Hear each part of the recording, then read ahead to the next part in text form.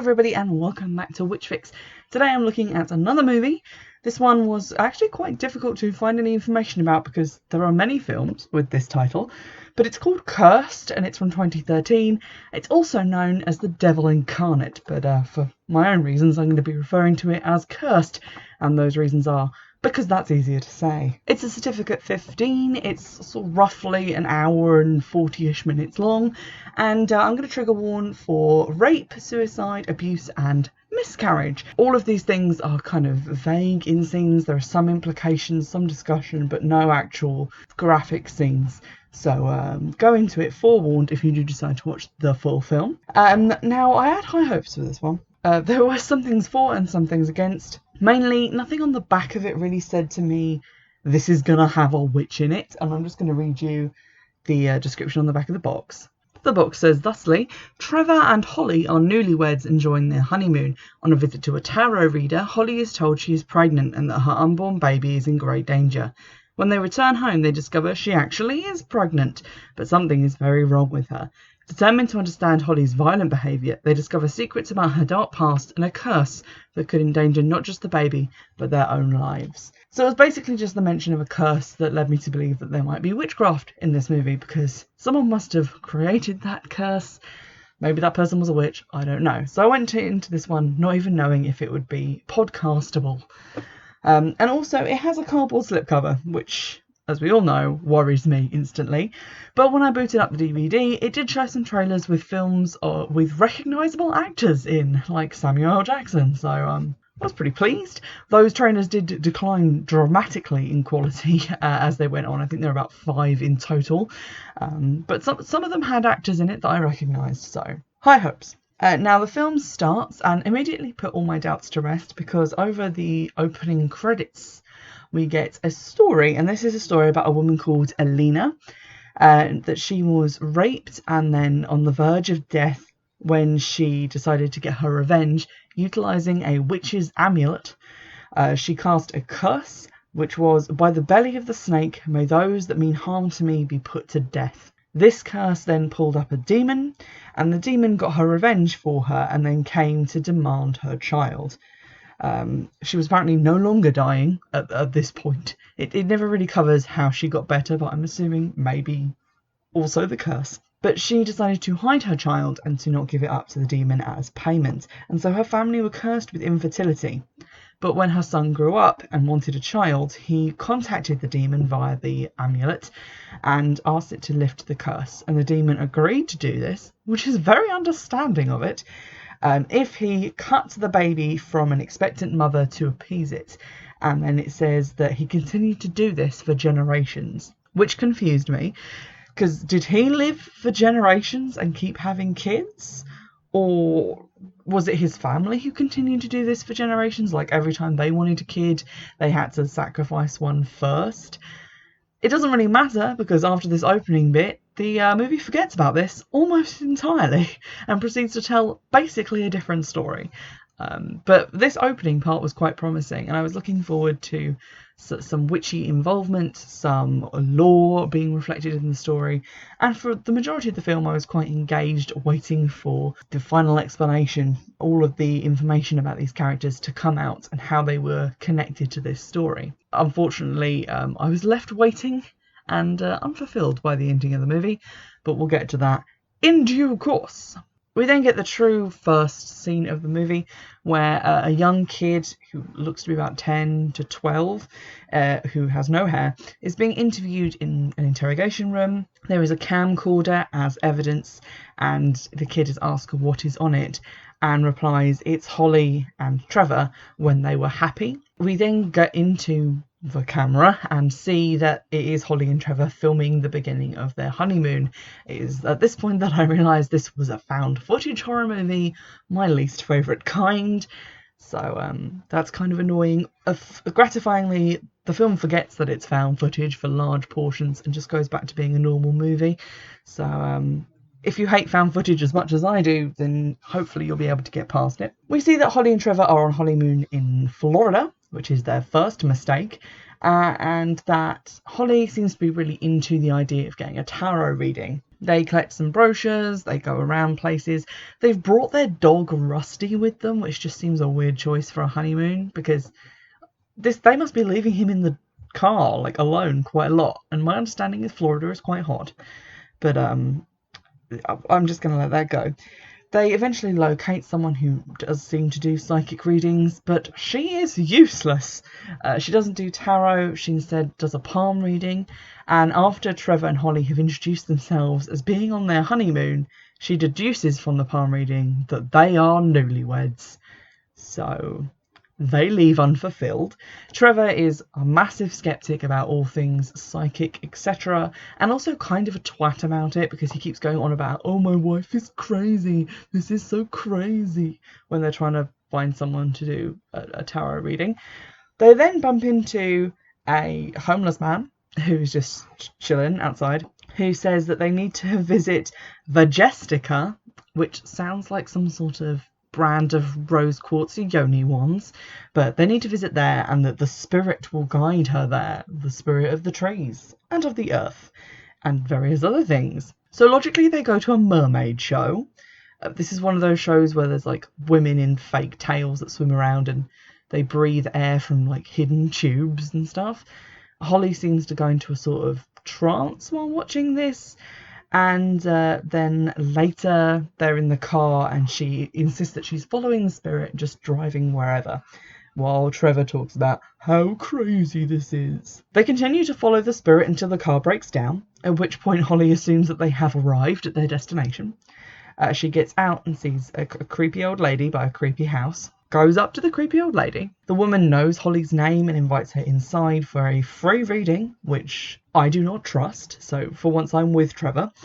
We don't actually see the reading, we just see Trevor kind of hanging out in this woman's living room, videotaping skulls and other weird knickknacks she has.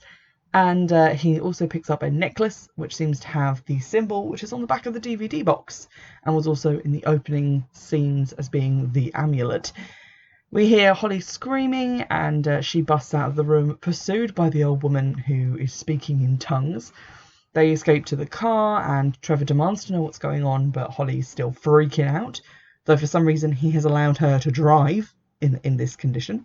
That night, when they're in a motel, he realises that he still has the amulet that was in his hand when they ran away, and he calls out to Holly and decides to try and talk to her about what happened, when she enters the room with blood on her legs, and they rush her to hospital, where it is confirmed that she is pregnant and that she is having some sort of internal bleeding, which is nothing to worry about, and is pregnancy related. The daughter then takes Trevor aside and says that the bleeding was worsened because Holly has scar tissue in her, I guess, uterus or ovaries or that general area, and asks him how much he knows about Holly's medical history, which seems kind of fucked up, because I swear she should be asking, one, Holly these questions, and two, I don't know that she's actually allowed to tell Trevor things without Holly's permission. So I would report her to the board, but I guess it's America and maybe he owns her there. Unclear. Following on from this, and Holly having seemed a little bit freaked out by the discovery that she is pregnant, she gets more freaked out when they arrive at Trevor's parents' house and he just springs on her that it's now their house because his parents are moving out and it belongs to them now, which is a lot and something that he probably should have discussed with her beforehand. But this is the first in a series of dick moves by Trevor and his family. We're introduced to his mum and dad, and also to his sister, who I thought was called Melissa, but her name is Marissa, because I guess you just can't have a normal name. She's kind of a goth, so she's probably going to be the person who cracks this occult situation wide open, because it's always the goth. It's revealed that Trevor and Holly met at college, and Holly says to Marissa that she'll take her to see the college so that they can get some B-roll of it for the baby shower tape, because that makes sense and is definitely something that someone's going to be interested in watching. They then start just randomly talking about family stuff, which I mostly tuned out, although someone is secretly filming Holly while she does Pilates, and I assume this is Marissa, because it turns out she has a little bit of a thing for Holly, I guess. Marissa is then tasked with taking a box of stuff that belongs to Trevor and Holly up to the attic. This is apparently just a box of their honeymoon stuff, which, considering they've just got married and it's literally just at the very end of their honeymoon, you'd think they want to put some of their souvenirs around so they could look at them and not just instantly box them up and shove them in the attic. But they do. Marissa takes it up to the attic, looks through it, and finds the amulet, which she then decides to keep because it looks cool. I was a little bit concerned at this point, and my attention was deviated from the plot to the life-sized Santa real doll they have in the attic. It's just got a sheet of like clear plastic over it. It's only seen in this scene. It freaked me out, and I don't know why they have it. Make of that what you will. Marissa then decides to up the Santa real doll creep factor by spying on Holly and Trevor while they have sex, and Holly turns round and sees that Marissa is filming this through a crack in the door, which they must have left open in his parents' house, which is disgusting. But she makes direct eye contact with Marissa via the camera and doesn't seem the least bit freaked out by this. Marissa then talks to her friend via Skype and appears to think that Holly is now into her as opposed to thinking that Holly is a freak. So they discuss this and her apparent crush on Holly. Not sure if this is an ongoing crush or just a recent thing, but it continues to be relevant. Trevor's parents then pull the dickiest of dick moves by surprising Holly with a fully decorated nursery. I had a lot of issues with this. One, the nursery is blue, which seems like a no-no when you don't know the sex of the baby.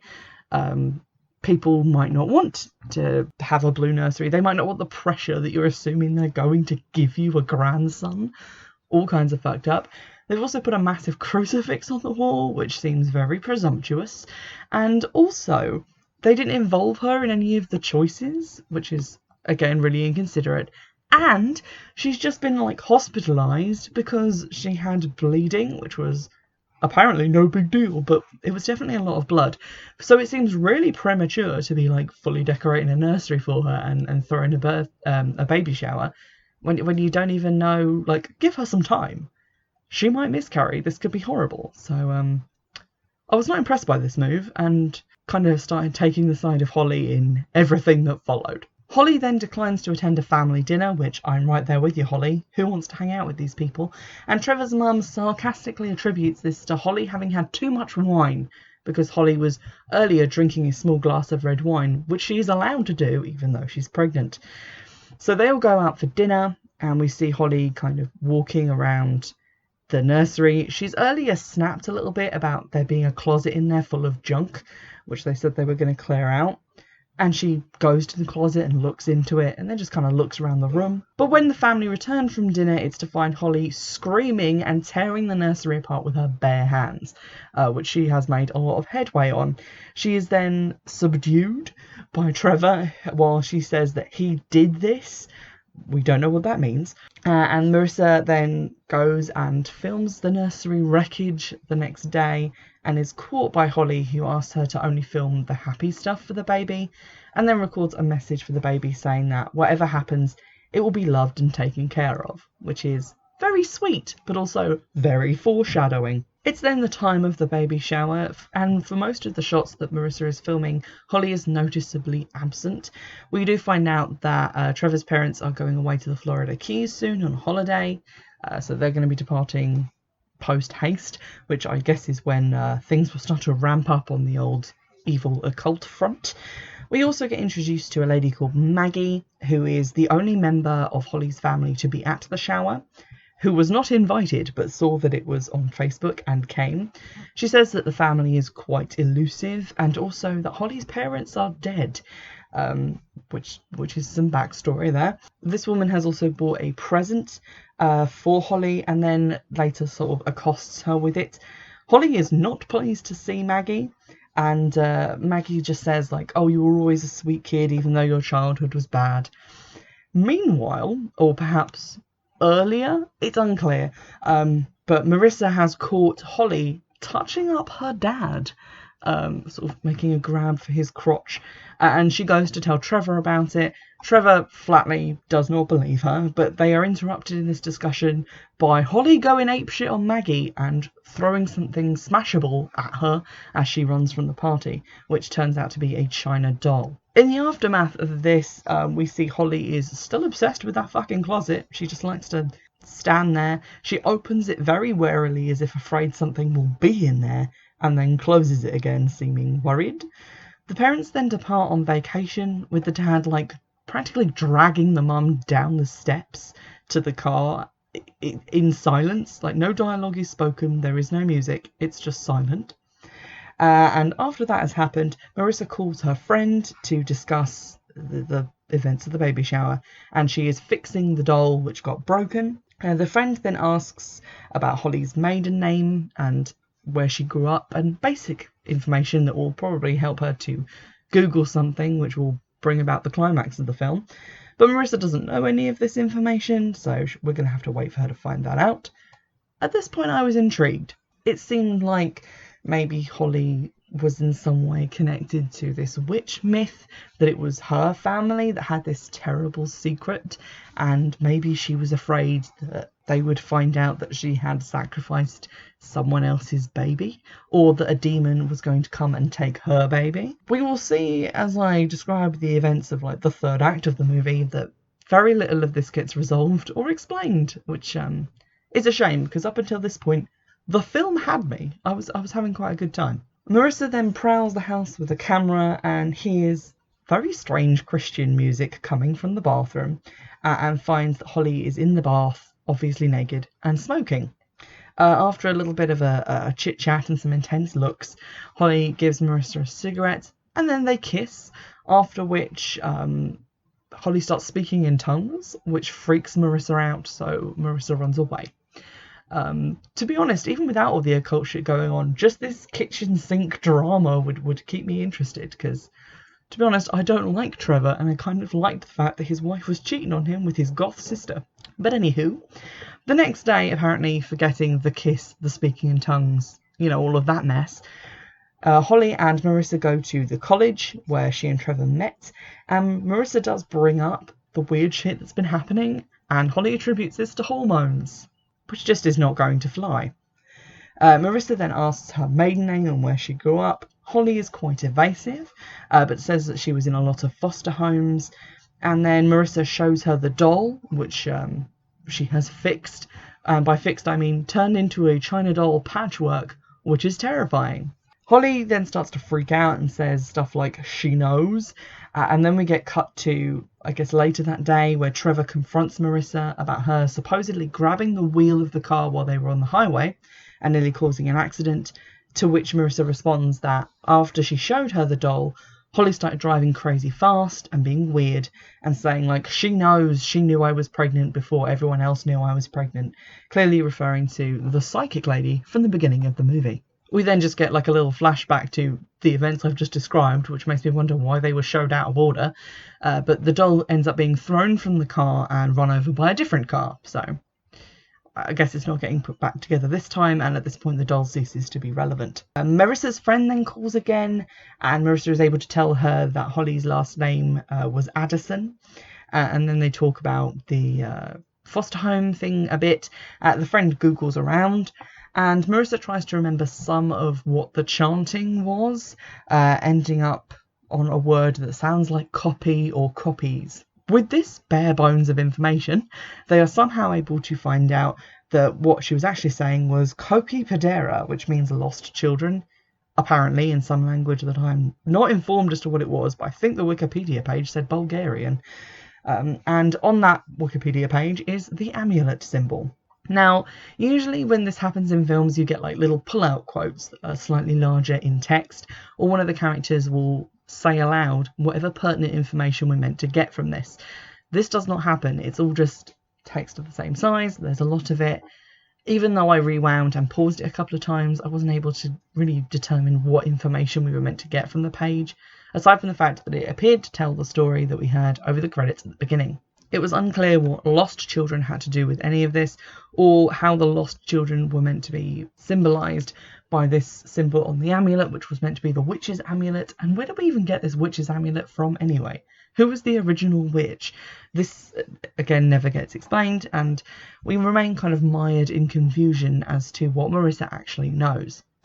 She also turns up a news story which similarly suffers from too much text being on screen, but it appears to be about a foster child who was abused, raped, and also kept in a closet for years. So I guess we kind of know a bit more about Holly's backstory. How this is relevant to the whole witch story at the beginning is unclear, because nothing in that seemed to suggest that the children would be unwanted. Like, if you have to steal a child from someone else to give to a demon to get a child, then you clearly want to have a child, probably not going to lock it in a closet. And also, if she was meant to be the child that was given to the demon, wouldn't she just be dead or taken somewhere else?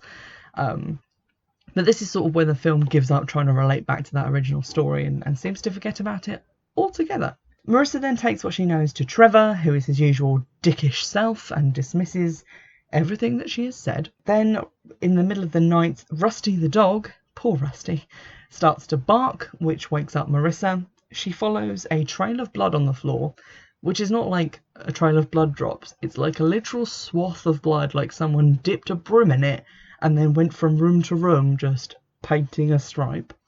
But she follows this blood trail, which is a stupid thing to do, and ends up in the nursery, where she sees that the dog is dead and in the crib, and Holly is on the floor behind the crib, naked, covered in blood, and sort of curled up in a ball. It's at this point that Trevor comes in and then wisely takes Holly to hospital. We're told that Holly has lost a lot of blood, so I'm guessing she either got injured by the dog or hurt herself somehow, and that she needs to be kept at the hospital for observation.